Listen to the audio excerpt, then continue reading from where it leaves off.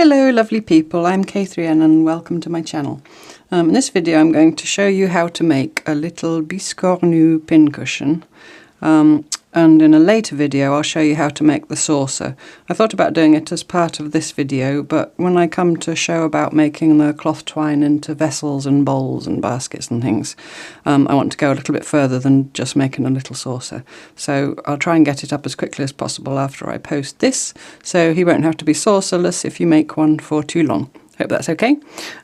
So before I get into it, I'm just going to tell you what you need, so that then if you do it at a later stage and you want to come back and refer, all that information will be at the beginning of the video. Make sense? So for mine, you can make them any size. You know, you could make a giant one or a teeny tiny one if you like. But I'm going to work with 5-inch squares, which these are 5-inch squares. So you need 2 squares. Can be any size, but they need to be the same size. And you also need to allow, do you see here I've done this with an iron, an extra inch both ways. So I've folded ½ an inch in, so it's now a 4-inch square. Is that clear? So it started as a 5-inch square, and I folded ½ an inch in, and what I did was I folded it on opposite sides, pressed it with an iron, and then the other sides pressed it with an iron. So you need 2 like that.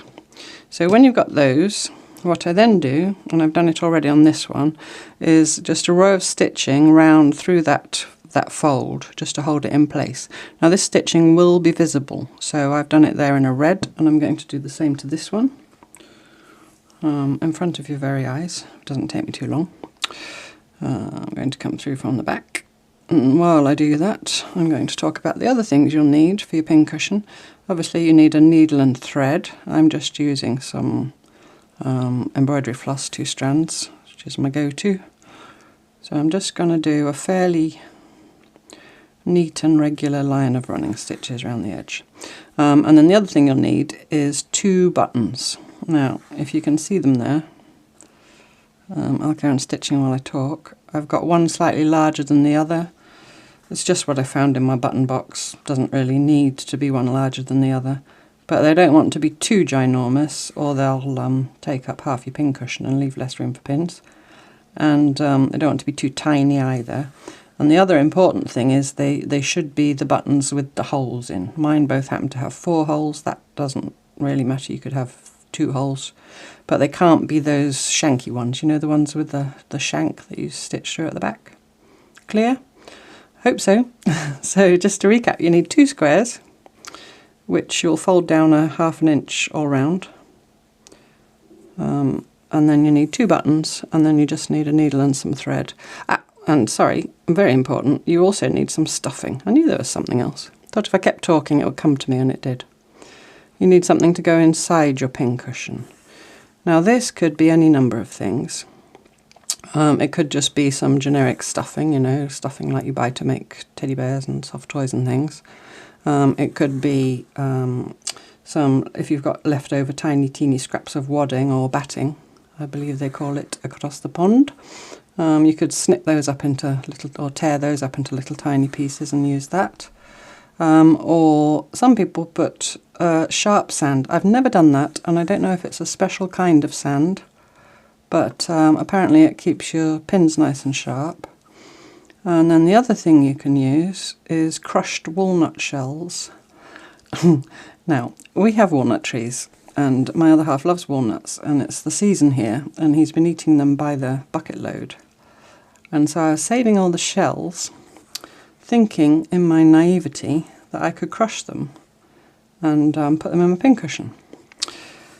So once I had a good amount, I put them in a little cloth bag, and I took them outside, and I got a hammer and I started bashing them against a stone. And about an hour later, I don't think it was that long, but it felt like it, I looked in my bag and they were still in biggish pieces. So I gave them a shake and bashed on a little bit longer. And I think eventually, after a lot of bashing and my arm was really aching, I ended up with still biggish pieces. So I thought, I know, I've got an old food processor, I can't say it, an old food processor indoors. I'll go and give them a whiz in. That'll finish the job. and it's really old, and if it breaks it, then, you know, at least I have my crushed walnuts. So I went in the house, I got out my food processor, which still had an English plug on it, so I found an adapter, because I now live in France, and the plugs are different. And anyway, it was a bit of a saga to get this food processor working. And I put my walnut shells in, and I whizzed it, and I whizzed it, and I whizzed it, and nothing happened. So the reason for this sorry tale is just to warn you, if you think, or maybe you can think of another way. Don't bother trying to crush up your own walnut shells, unless, I mean, an old coffee grinder might work, but I haven't got one of those. And it would be a bit silly to go and buy one just to crush up a few walnut shells.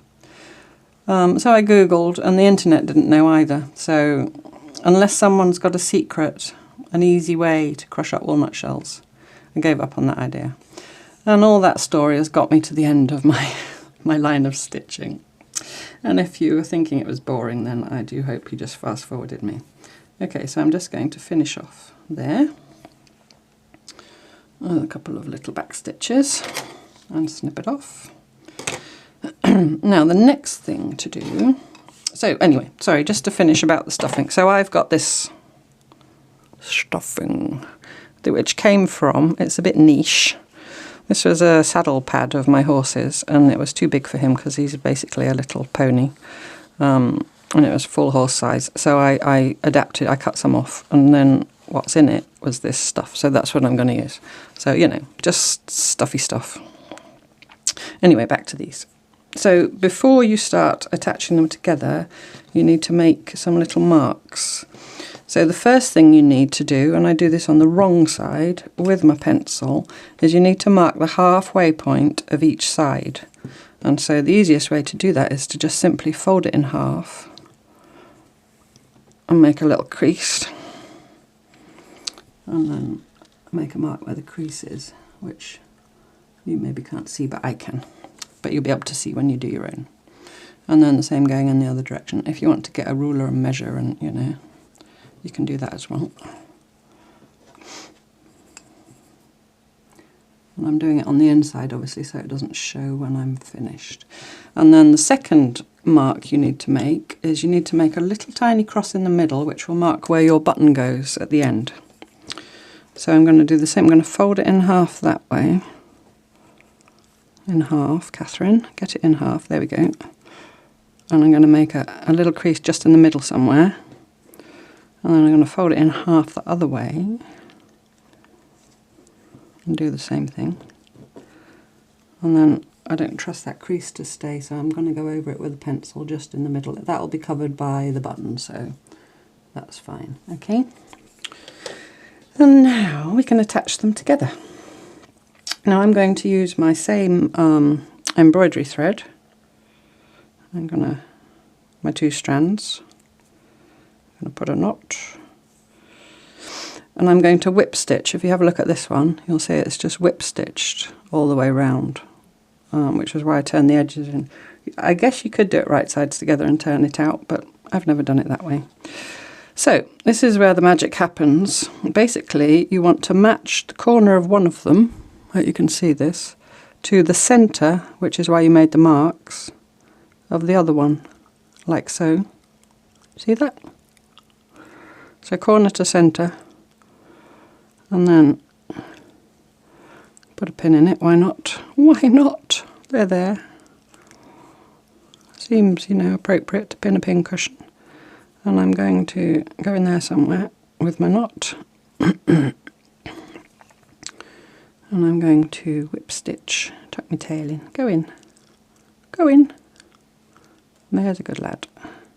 Makes my children laugh when I call inanimate objects good lad. Now if you're going to use crushed walnut shells, which you've probably bought, or sand or something like that, you need to really do close together stitches. And also in terms of what cloth you choose, you need to choose one that's quite a firm, dense weave, otherwise it'll all, you know, leak out through the holes. I'm just using stuffing, so I'm going to do fairly rustic, biggish stitches, also just to not be here boring you all for hours. And and you just go along until you get to the corner.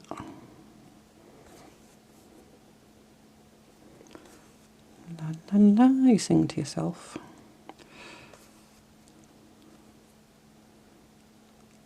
See, actually this needle is bent. It tends to happen, I think it's maybe, I don't know, because I use them so much, or I've got hot little hands. They're good needles. My favourite needles, talking of needles, are tulip needles, which are wonderful. They're quite spendy. Last Christmas I was very lucky in that I was given a whole set of them. I don't think this is a tulip needle, no, this is another kind of needle I like, are chenille needles. And in France there's a brand called Bohin, which is spelt Bohin, B-O-H-I-N. Because they've got a long eye, but it's a long eye rather than a wide eye, so they stay slender. Anyway, I've come to the corner, so I'm just going to do an extra stitch in the corner, and then I'm going to get that pin out for a minute. And then the next thing you do is you want this corner to match to the next middle mark. Do you see that? Do you see that? I'll do it again just to be clear. So we've got it like that. It's kind of sewn on a stagger. So then this corner of your next piece, where you'll stitch, attaches to the next mark at the middle point on the side of the other piece. And we'll do a pin. I'll do it on this side so we can see it. Sorry, too many things in my hands. It's like when you read those instructions and they say do this, do that, do the other, and then it's like with your third hand. Anyway, right. Come back, and then being careful not to catch anything that you shouldn't, and you know what you've just sewn, just get your finger in there and make sure it's pushed up out of the way. You stitch along there. You see it happening now? You see the magic happening.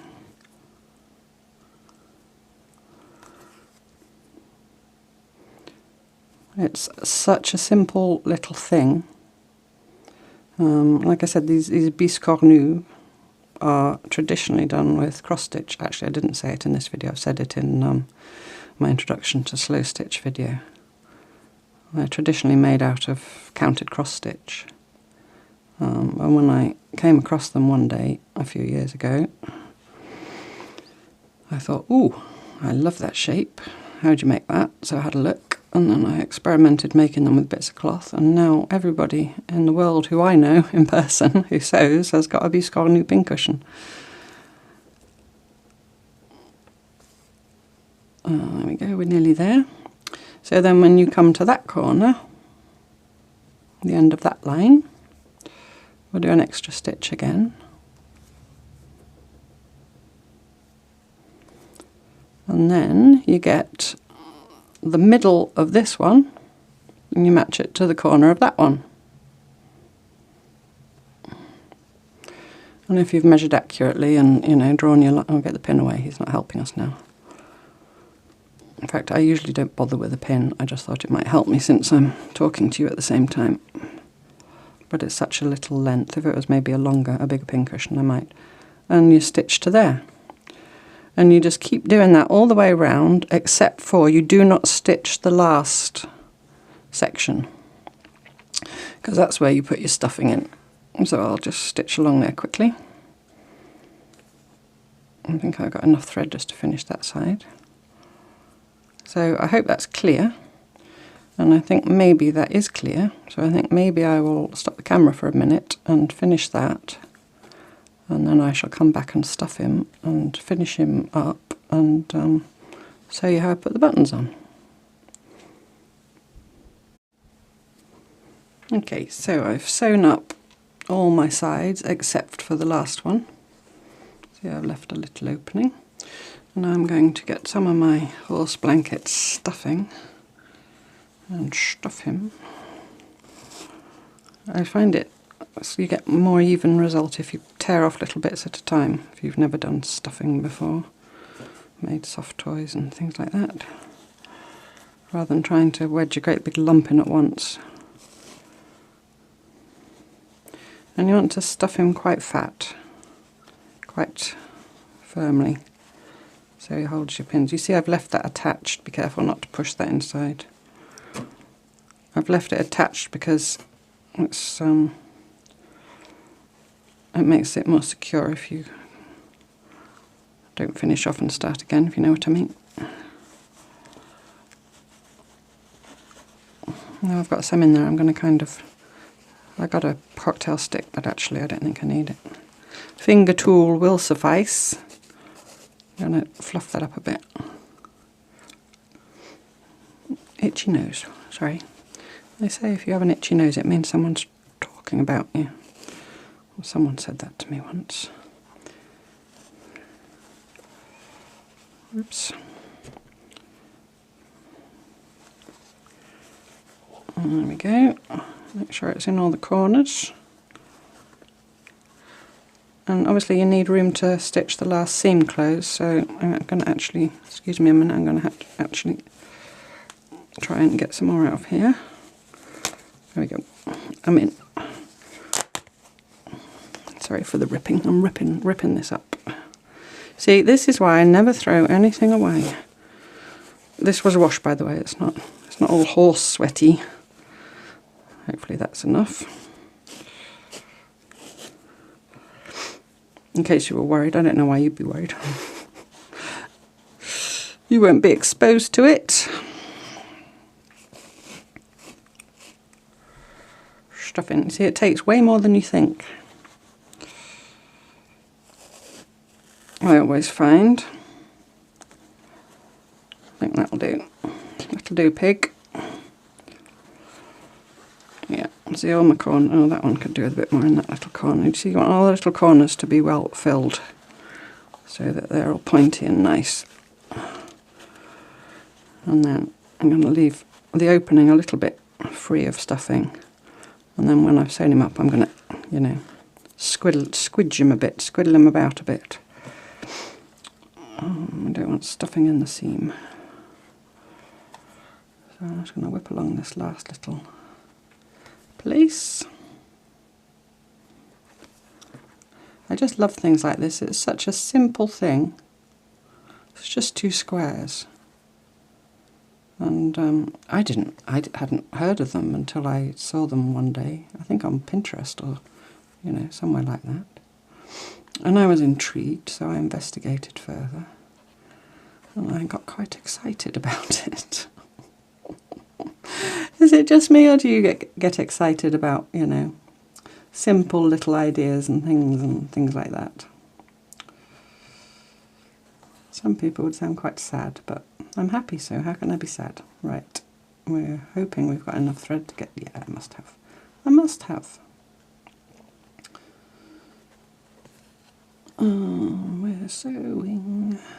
Oh, the other thing to say is, obviously I've just gone with 2 squares of cloth, whole cloths. My little blue one there, the top square, I actually made, that's a bit big that, never mind. I actually made in the same way as in my cloth pouch tutorial, where I took a background of some thin cotton sheet or something and then collaged, however you say that, didn't stick, I sewed little bits on. So you could do a square of old sheet and make a little collage for the top of your pin cushion. And I did all kinds of fancy stitching, which has got a little bit trashed by the pins over time, but I don't care, it's got that kind of shabby chic look I like. So I'm going to take an extra stitch or 2, and then I'm going to do a little loop and go through it twice and pull it up. So it's kind of a knot, not really a knot, but kind of a knot, and then I'm going to go in somewhere. I can't get in there, I'm going to go in there. Let me in! Don't come out till I say. Push it in and then come out somewhere over there, and then snip, and then I'm going to fluff him around a bit, and there he is. So all he needs now is his buttons to push his middle together. I mean, you could leave it like that, but it seems a little bit unfinished to me. So I'm going to get a bit more thread. I'll stick with the red. the red thread. I've now got a needle in my mouth, which is very, very naughty, and I shouldn't do it, and I do hope none of you do that, because it's quite dangerous. I heard someone say of a lady who sneezed, just as a warning, and I'll let your imagination tell you the rest. I'm sorry, that's a bit scary. We're supposed to be all zen and slow stitchy, and I'm scaring you with horror stories. Don't put needles in your mouths, please. Please be safe. Be safe when you're sewing. We're dealing with sharp things. Don't even get me started on rotary cutters. Right, okay, so I'm going to make a knot in my, again, 2 strands of floss. Now, it doesn't really matter where you start. I'm going to start on the top. I don't know why. I'm just going to go, you see my little cross, you know where we marked. You probably can't see on this, you can see better on there. But believe me, there is a little cross, and I'm going to go in the middle of the cross there somewhere. And I'm going to do 2 or 3 little stitches.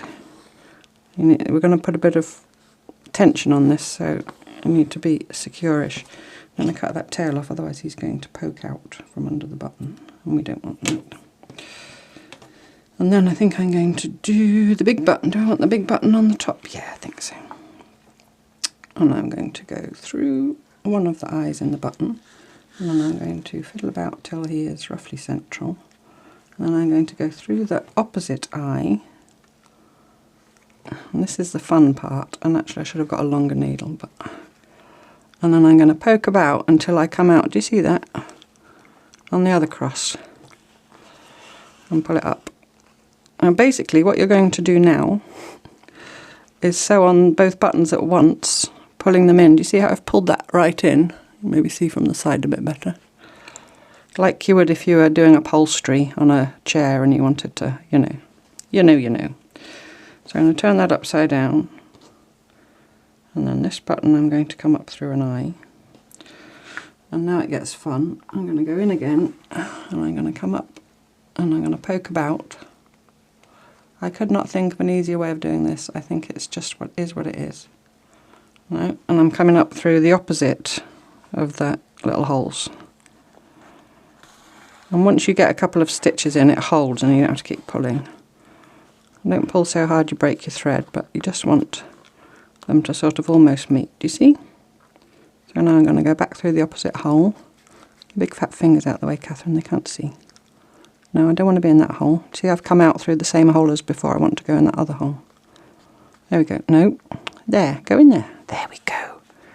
Good lad. And pull it again. And then opposite hole. You see that? So I'm just going diagonal opposites. You can go round and round in a square if you like. I like the little crosses when I sew buttons on. I always do the diagonal opposites when they're 4-hole buttons. If they're 2-hole buttons, just go in and out through the 2 holes. So opposite hole again, and I'm going to do this a few times till I'm really sure. You see, it's not that bad once you get going. You've made yourself a little path, and it seems to, she said, watch me mess up now. Oh no, see, bingo. You've made yourself a little path, and it seems to kind of...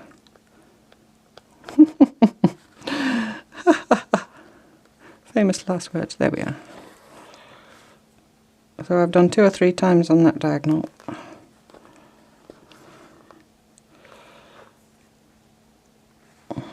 And now I'm going to try and get onto the other diagonal. There we go. I hope you can see this okay. And go 2 or 3 times on the other diagonal, making sure there's no loop or knot or anything horrible happening. Am I in? I'm in. There we go. And this will be the last time, I think. So I've done a good few times. Now, you have to you need to bury your thread somewhere. So what I do is I kind of fold it away from me like that, go through that hole, but try and come out where under the button. Can you see that? So I've gone through the button hole, but I've come out under the button. So now I'm going to, very careful, it's really hard to do it and show you at the same time, but very carefully in there, do 2 or 3 little stitches. Enough cloth so it's not going to rip it, but so it'll be hidden by the button. And now I'm going to do one of my loopy, not mine, I say mine, you know, everybody does it, it's not yours, Catherine. Through the loop twice, pull it up, and then I'm going to go in somewhere into all that stuffness. Make sure you, oh, don't lose your needle in there, that has happened to me. There we go. There we go. And then I'm going to cut it off. And there he is. He's already got a cat hair on him. Well, welcome to my home. There he is, a little Biscornu. I could actually have stuffed him a bit more. Actually, I probably should have done. But anyway, he's good enough. There we are. A little cushion for a little fairy to sit on. Oh, you can stick your pins in it. See, it works. So I'm going to go away and carry on working on my saucer video, because that doesn't go nicely with that. He needs a red saucer. Saucer video. I'll talk specifically about the saucer for this, but in that same video I'll talk about making larger baskets and vessels using the cloth twine. So I hope you enjoy. I hope everybody you know who sews gets a Biscornu for Christmas, and thanks very much for watching, and I'll see you next time for more cloth tales. Bye bye.